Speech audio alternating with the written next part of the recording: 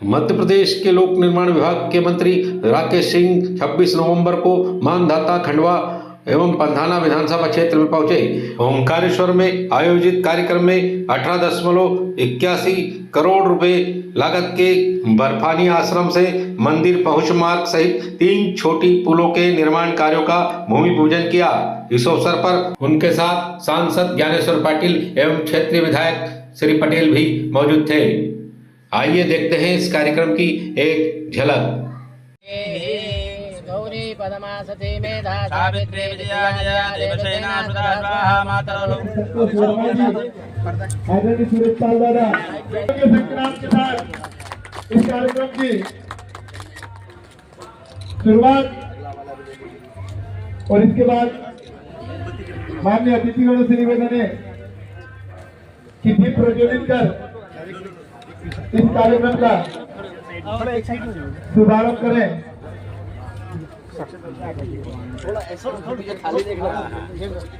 स्वागत, वंदन, अभिनंदन माननीय मंत्री जी, सांसद जी, विधायक जी, संगठन के सभी। अम्बे अम्बिके नमः नयति गजना स्वस्तिस्मः शुभद्रिदं पेलवासिनीं चन्द्रमा मनसो जात चक्षुः सूर्यो अजायत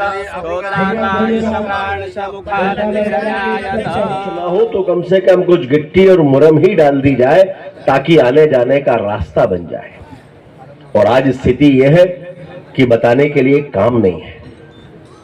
ये इसलिए है कि देश में माननीय मोदी जी का नेतृत्व है और मध्य प्रदेश में डॉक्टर मोहन यादव जी का नेतृत्व है।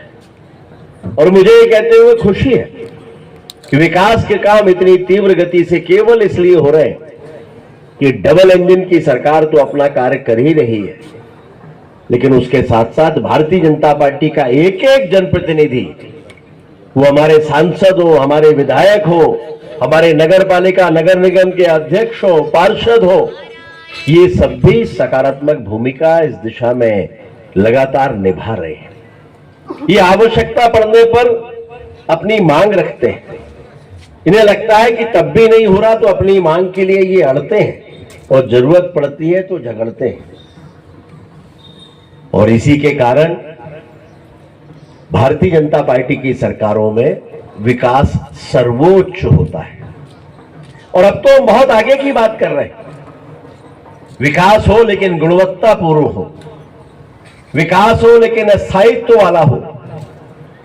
और इसलिए अब जहां जहां भी सड़कें बन रही हैं तो केवल हम सड़क नहीं बना रहे, हम लोगों के सपनों को साकार करने का काम कर रहे हैं।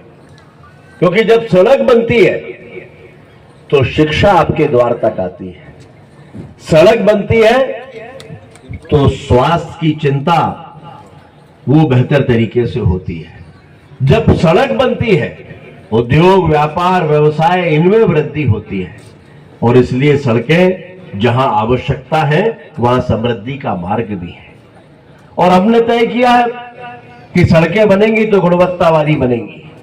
और इसलिए जहां जहां डामर की सड़कें बना करती थी पहले, जो 5 महीने 6 महीने में खराब होती थी, अब यह तय किया है कि ये सड़कें केवल और केवल उस बिटुमिन या डामर से बनेंगी जो केंद्र सरकार की रिफाइनरीज से आता है, यानी Bharat petroleum, Indian oil corporation और हिंदुस्तान पेट्रोलियम।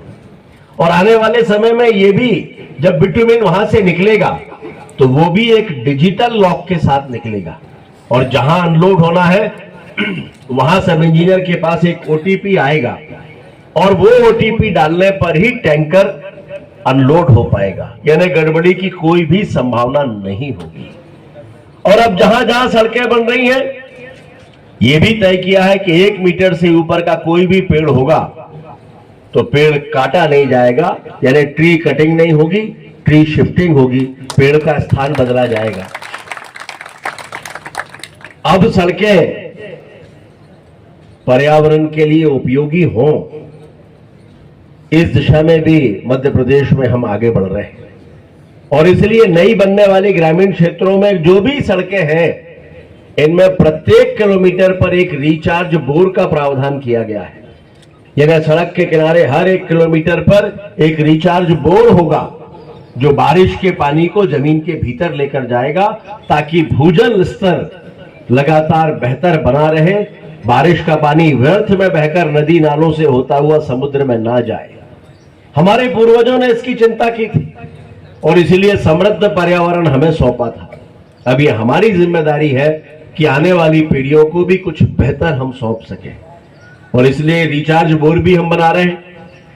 और ये भी तय किया है कि जहां से सड़क बनाने के लिए मिट्टी निकलेगी, 10 किलोमीटर से अधिक लंबी कोई भी सड़क बनेगी तो वो मिट्टी एक ही स्थान से निकाली जाएगी कलेक्टर की अनुमति से, और जहां से मिट्टी निकलेगी उस स्थान पर एक सरोवर या तालाब का निर्माण इसके साथ ही किया जाएगा, जिसका नाम होगा लोक कल्याण सरोवर।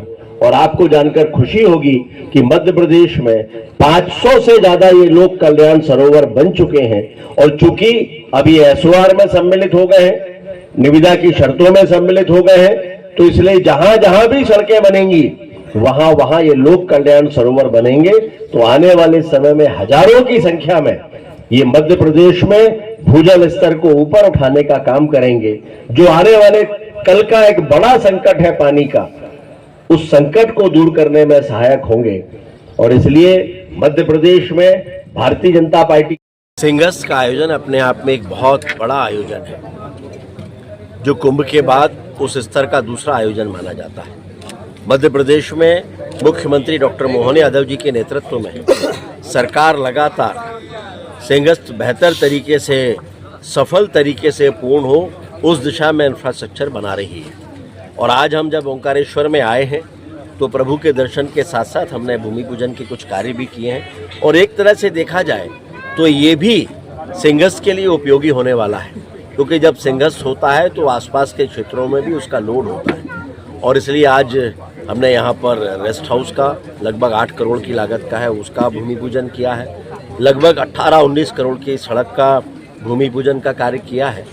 और इसके साथ साथ खंडवा जिले में और भी कार्य हैं जिनको आज हम करने जा रहे हैं। कुल मिलाकर डॉक्टर मोहन यादव जी के नेतृत्व में सिंगस्त सफल हो, ओंकारेश्वर में इंफ्रास्ट्रक्चर और भी बेहतर हो, इस दिशा में सरकार लगातार काम कर रही है। ममलेश्वर लोक जो है, ममलेश्वर लोक के बारे में बताइए।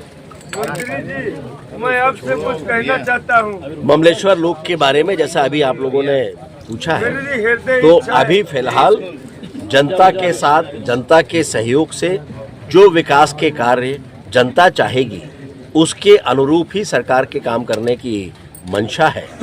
और ममलेश्वर लोक बेहतर बने, लेकिन हमारे जनप्रतिनिधियों और जनता से विचार विमर्श के उपरांत ही बेहतर निर्णय लिया। भाई साहब, ओंकारेश्वर मंदिर में ज्योतिर्लिंग दर्शन के लिए श्रद्धालुओं को काफी परेशानियों का सामना करना पड़ता है, और वहां पर स्पेस कम होने की वजह से कई बिना दर्शन के वापस लौट जाते हैं। उसके लिए क्या विकल्प है आपके पास?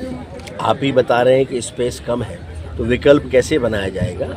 ये प्राचीन मंदिर है, प्राचीन मंदिरों को तोड़कर बड़ा नहीं किया जा सकता, उनके मार्ग को तोड़कर बड़ा नहीं किया जा सकता। तो स्वाभाविक है कि जो उपलब्ध संसाधन हैं उन्हीं का बेहतर उपयोग करते हुए कैसे अधिक से अधिक लोगों को दर्शन कराए जा सकें। मैंने आज स्वयं एक अंतराल के बाद आकर यहाँ पर देखा है, बहुत सारे सकारात्मक परिवर्तन और अंतर मुझे दिखाई दे रहे हैं। जितनी संख्या में लोग पहले दर्शन कर पाते थे, उससे कई गुना संख्या में लोग अभी दर्शन कर पा रहे हैं। लेकिन ये बात सच है कि जो पुराने ऐसे स्थान बने हुए हैं उनकी अपनी मर्यादा भी है और कुछ बाध्यता भी है। सर एक चलिए।